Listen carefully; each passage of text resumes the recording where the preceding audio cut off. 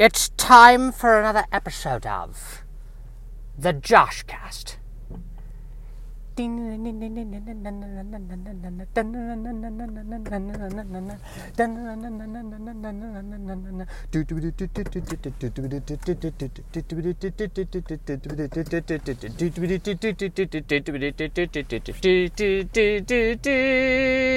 Have a Joshcast. Hello, everybody. Time for another exciting episode of the Joshcast, and I'm feeling bloated this morning.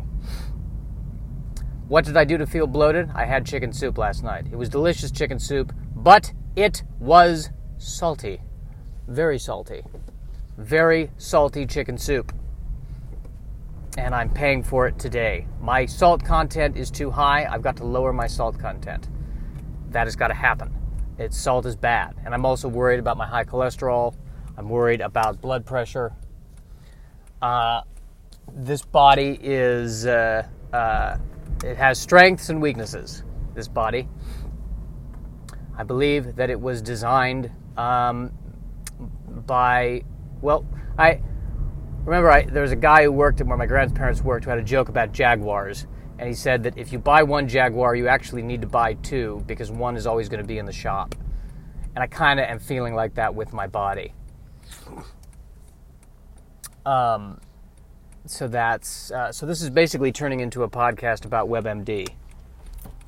Essentially is what it is. Although, it's what I feel like I have to do because my doctor doesn't know why my bladder's doing this. So now I've got to try to deduce it. I've got to use observation. I've got to understand the bladder. I've got to sense the bladder. I've got to speak to the bladder. I've got to figure out what the bladder is trying to tell me.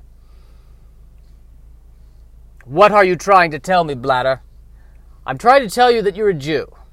And I hate to say this, but you are the Jaguar of people. You should get a second one. Can we do that? No, we cannot. Although that'd be a good premise for a sci-fi movie.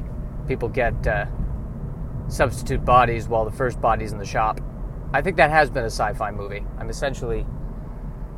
was that Bruce Willis movie where everyone's going around with their duplicate bodies, which seems to me to be a lot of work. Seems more like the Ready Player One concept of the future makes more sense, where the bodies are in virtual reality, as opposed to building bodies to actually manipulate real reality. That is my thinking on that.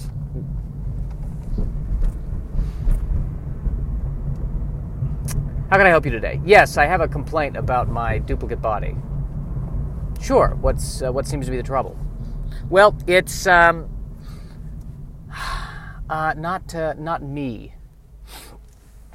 I don't understand. Well, you see, I asked for the duplicate body to be a duplicate of me, and you sent Vin Diesel. I see. So you'd like to take Vin Diesel back? No. I don't. It's weird. I don't. It's just that I want to keep Vin Diesel. But if you're going to send me Vin Diesel, you need to send me the access code so I can use the body of Vin Diesel. Well, that's actually not allowed. We're not allowed to do that. I don't think you understand. This is my one chance to be Vin Diesel, and I want to take it. I don't need it for long. Just a week. I just want to walk. I don't even need it. I won't talk to anybody. I just want to walk around as Vin Diesel. I just want men to look at me and go, oh, maybe I can't take him in a fight. And I want women to look at me and go, oh, yeah, he can lift me up while we're having coitus. That's all I want. Just for a week. Just for a week. Please. I need this. I need this. Oh, there you go. I was just talking about eating too much salt, and I'm driving by a place that is called H. Salt Fish and Chips. The last name of the owner of the establishment is Salt.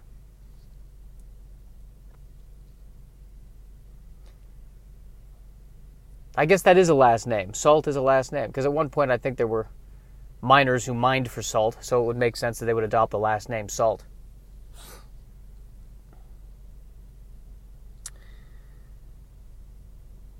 Father, I want to talk to you about something. Well, it is as they say. There comes a point in the development of every salt when a salt child will have questions to ask his salt father. Fortunately for you, we had a good day at the salt mines. We've collected enough salt to fill approximately 1/2 of a dish served at any deli. So what is your question? Father, I've returned from the doctor and he tells me that I have to lower my cholesterol. And one of the things I have to cut out of my diet is salt. What? No son of mine is going on a low-salt diet. For God's sakes, salt is in our blood. Yes, it is, and that's kind of what's going to kill me. Oh! You will eat salt and you will like it. Salt is the lifeblood of this family. Do you see that small silo over there? Salt built that small silo. Do you see that mid-sized TV that we've had for about 5 years? That's decent, but one of the channels kind of fuzzes in and out? Salt bought that TV. Do you see that Ford Aerostar outside with the crooked bumper and the rainbow-colored seats? What do you think bought that car? It's not a rhetorical question. I'm asking you. What do you think bought the car? Salt. Yeah, salt! You will not go on a diet of salt. Your heart will hold. Your liver, your lungs, your arterial system, it will all hold because you are a salt.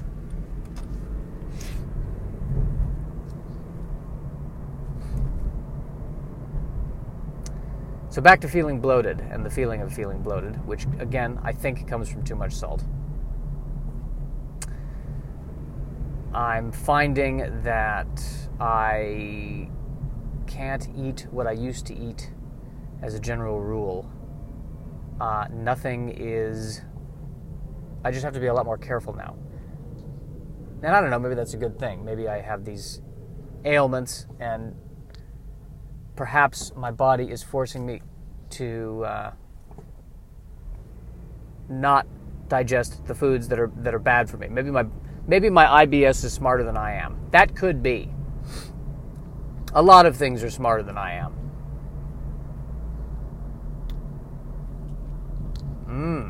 Summer Playwrights Festival. I saw an ad for a bunch of one-act new plays. And it's interesting to see how elements of the culture are starting to be reflected in theater. Because I was a theater major. So 20 years ago, obviously, you would never see a contemporary play that revolves around a Tinder date. But now, that is all of the plays. Tinder has changed the face of theater. And I think it won't be long until there's a musical theater Tinder that will probably be, this is exactly what it's going to be. Someone's going to be on stage, and there's going to be, a cast of 10 or 20 people, and they're going to be making a swiping motion, and they'll swipe, and the first actress will come out and go, "My name is Susan, I'm 25, I love long walks on the..." And then he'll swipe, and then the next person will come out, and it'll be, "My name is Sally, I want a lover who..." Swipe. "My name is Gene, I hate men. Yeah, Gene." Swipe. And that will be a musical. What I just described right there, that will be a Broadway Tony Award-winning musical, if it is not already. Just 2 hours of that.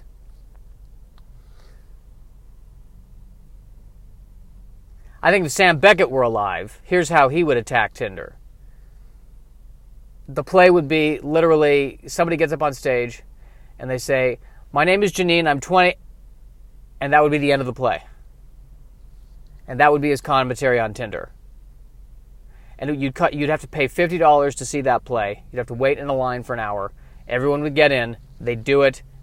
Curtain would go up. "Hi, my name is Jenny." Curtain would go down. And then everyone would leave.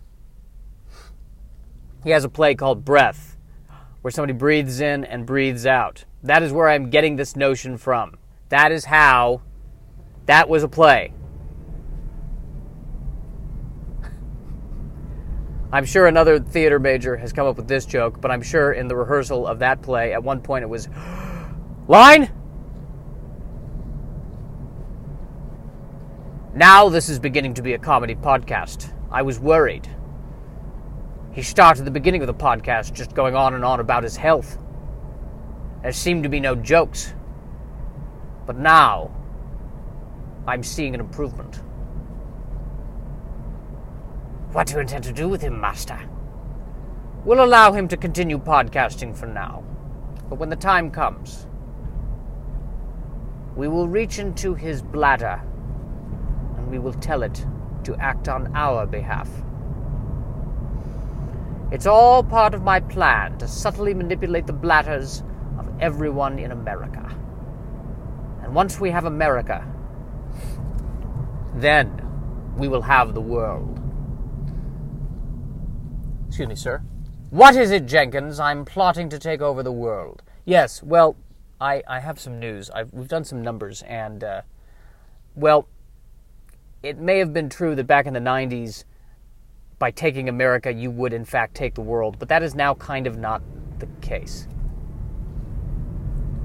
"I don't understand." "Well, you see that China has a sizable economy and military now. Russia has really built up their military.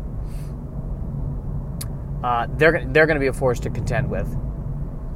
And, America, though not as powerful as it was, still, it's going to be harder. I think that we're going to have to do a lot more than just manipulate people's bladders.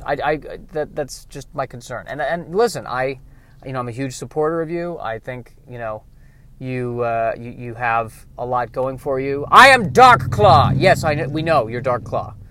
And we know you have a claw for a hand. And we're all clear, by the way, that no one is making comparisons between you and Dr. Claw from Inspector Gadget. We know that. Never mention Dr. Claw! I am Dark Claw. Right. But my two bones of contention are this. Number one, this plan is not sound. Number two, if you're going to go with the moniker of Dark Claw, at least one of your appendages needs to be a claw. That's our thinking. Well, that doesn't make any sense. Do you know how hard it is to turn a newspaper page, or to do simple things like go to the toilet if one of your hands is a claw? It's not practical. That's fine, but when you say that your name is Dark Claw, people are expecting you to have a dark claw. Then I give them the unexpected. Well, you're yes, but it's kind of confusing. Good. While they're confused, we get in and we manipulate their bladders. Listen, I like you, okay? I really do. And I don't want to see you get hurt if the plan falls through. My plans have never fallen through. You've never done this before. My plans are at 100%. I see it working in my mind, and my mind is a perfect reflection of reality. I question that. I do question that. No one questions Dark Claw and lives. Okay, so if you're trying to kill me with your claw, right now you're just pretending to use your hand as a claw, and it's a little painful on my wrist, but you're not, can everyone, Igor, can you back me up on this? I do what the master does. Igor, all right, fine.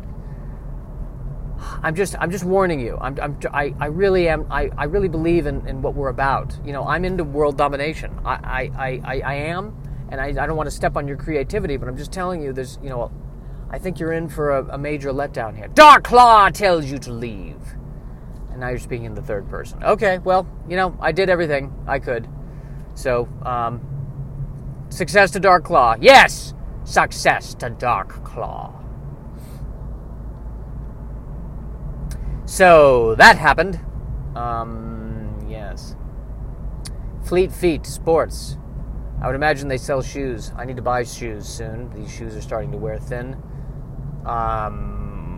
Which is what Doctor Who said before he regenerated. It'd be nice if the shoes could just regenerate. Ah, that'd be nice. They just get shiny and then they're new shoes, and I don't have to go to the shoe store. Which could lead to a sketch, but I don't feel like it. I don't feel like that particular sketch. I don't want to poop on Doctor Who. That's my point. I'm not feeling that right now. I enjoy Doctor Who. I don't want to make fun of Doctor Who. Doctor Who has a sense of humor. Kind of makes fun of itself already. Other things don't have the same kind of sense of humor as Doctor Who. They are harder for me to watch. I've tried watching Stranger Things. I have nothing against the quality of Stranger Things. I get what they're trying to do. I think they have done it successfully. I think they have created a very attractive and imaginative world. I'm all for it. It's just hard for me to watch because I want there to be more self-conscious jokes. At the beginning of season 3, this is what I wanted Winona Ryder to do in the first scene of season 3 of Stranger Things. Her son Will comes in, and Will says, "Mom, nope, we're done, we're moving, we're gone, we're leaving. I get it, all right? I don't know why I stayed here for 2 years. We are moving." I would like to see that. I think the other thing with Stranger Things, as with all stories where the kids are sort of the protagonists of the stories, is that the adults have to be a step behind. And in many ways, you know what, I'll grant you, that's probably reality, that's probably the truth. But they have to find ways to contrive these adults not getting it and being idiots. I really felt that in the Harry Potter stories, which I read the first book, but I've seen all the movies, so I consider myself a Potter expert. But they have to orchestrate, well, Voldemort could never return. It's impossible. There were still characters, I think, in the 7th movie after Voldemort returned. I don't believe that Voldemort returned. It's a conspiracy. And as I say this out loud, I'm realizing, oh, you know what? Adults really are that stupid. My entire premise is flawed. Voldemort, no. Even after Voldemort was killed, there were probably some wizards that were like, he was never there in the first place. It was fake news. That's what it was. Just a way to get more funding for the Defense Against the Dark Arts. That's all that was.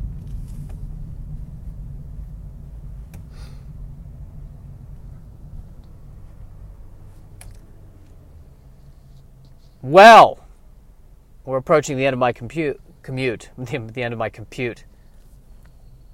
That's probably what's going to be happening soon, if not already. Everything is going to go to computers.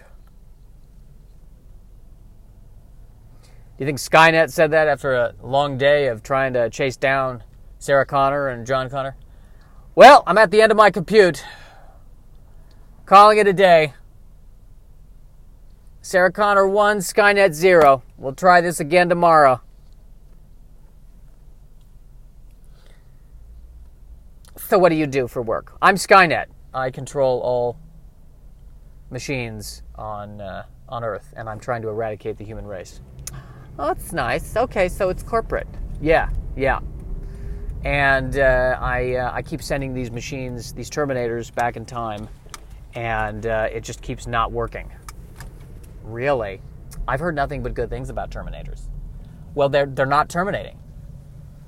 They keep becoming their friends. I specifically type in. I mean, I don't know. It's just basic PHP code. Don't become their friend. That's what I keep typing in. And every single time, they become their friends. It's really annoying. That's a tough one. I can see how that'd be frustrating. Yeah, I don't know.